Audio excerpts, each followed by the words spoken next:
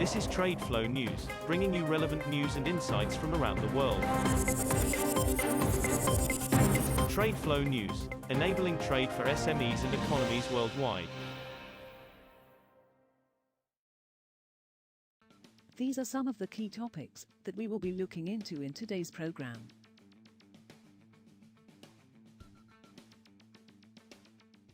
First, let's take a look at the overnight headlines which are impacting the commodity markets. OPEC Plus missed its oil production target by more 800,000 barrels per day, BPD, on average last year, missing out on billions of dollars in revenues and hurting members of the group which have struggled to raise cash to invest, data seen by Reuters showed.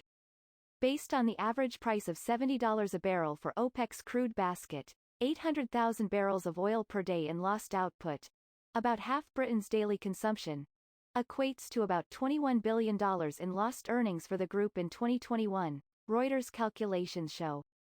After its record output cuts in 2020, OPEC+, which groups the Organization of the Petroleum Exporting Countries and Allies led by Russia, has been gradually relaxing its curbs as demand recovers from the worst impact of the COVID-19 pandemic. Oil slipped on Tuesday from 7-year highs, with prices pressured by speculation that producer group OPEC Plus could decide to boost supply by more than flagged previously, as well as expectations of a rise in U.S. inventories. While the Organization of the Petroleum Exporting Countries, OPEC, and allies, together known as OPEC Plus, has been expected to maintain its policy of gradual production increases at a meeting on Wednesday, Goldman Sachs said there was a chance of further steps. We view growing potential for a faster ramp-up at this meeting, given the pace of the recent rally and the likely pressure from importing nations, the bank said in a January 31st report. Moving on to the top news in the energy sector. Negotiators for the United Steelworkers Union, USW, and U.S. oil and chemical companies late Monday agreed to continue talks on a new contract after a strike deadline passed, according to a message sent to workers and viewed by Reuters. The two sides temporarily halted negotiations ahead of the midnight deadline but planned to continue discussion on Tuesday. They agreed to a 24-hour rolling extension to give negotiators time to reach a final agreement, the USW message to workers said. That means the existing labor contract remains in place with a 24-hour notice required to end it. The union rejected a 9% pay raise over 3 years, the message said. The USW represents about 30,000 oil industry workers, many of whose contracts were due to expire shortly after 12 a.m., 0600 GMT, on Tuesday. India is the world's second biggest importer of coal behind China, and imports in January are estimated by commodity consultants Kepler to have dropped to the lowest level since June 2020, when the country was battling the worst of the initial outbreak of the coronavirus pandemic.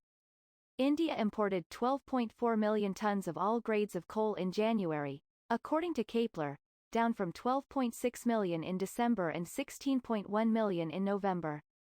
Part of the reason behind weakness in January would be lack of available cargoes from Indonesia, after Jakarta imposed a month-long ban on exports in order to ensure domestic supplies. Next, we have the top news in metal markets. Gold prices firmed above the key $1,800 level on Tuesday as investment demand strengthened, with a weak U.S. dollar and Treasury yields offering further support. Spot gold rose 0.5% to $1,805.43 per ounce by 13:23 GMT. U.S. gold futures climbed 0.6% to $1,806.50. A weaker dollar is helping gold along with good uptake yesterday on the ETF side that took us through the magic $1,800 level, independent analyst Ross Norman said. Holdings of the world's largest gold-backed exchange-traded fund, SPDR Gold Trust GLD, rose to the highest levels since mid-August on Monday. Copper prices rose on Tuesday after data showed strong factory activity in Europe and Japan and as the dollar weakened, making metals cheaper for buyers outside the United States. Nickel also gained as falling inventories in exchange warehouses pushed premiums for quickly deliverable metal to their highest since 2009. Benchmark copper on the London Metal Exchange (LME) was up 1.6% at $9,660 a ton in official trading, a little below last May's record high of $10,747.50. We will now look at the top news in the agricultural sector. Russia has set its export tax for sunflower oil at $260.10 per ton for March, up from $251.40 per ton in February, the Agriculture Ministry said on Tuesday. The government decided to launch a formula-based tax from September 1 for 1 year as part of measures it hopes will help to stabilize domestic food price inflation. The March tax is based on an indicative price of $1,371.70 per ton, the ministry said. That is all for today's news on commodity markets. Stay tuned to TradeFlow News as we continue to provide you with more updates. We also invite you to follow us on Twitter at TradeFlow News, which allows you to watch our program on your mobile device or desktop to receive information from there.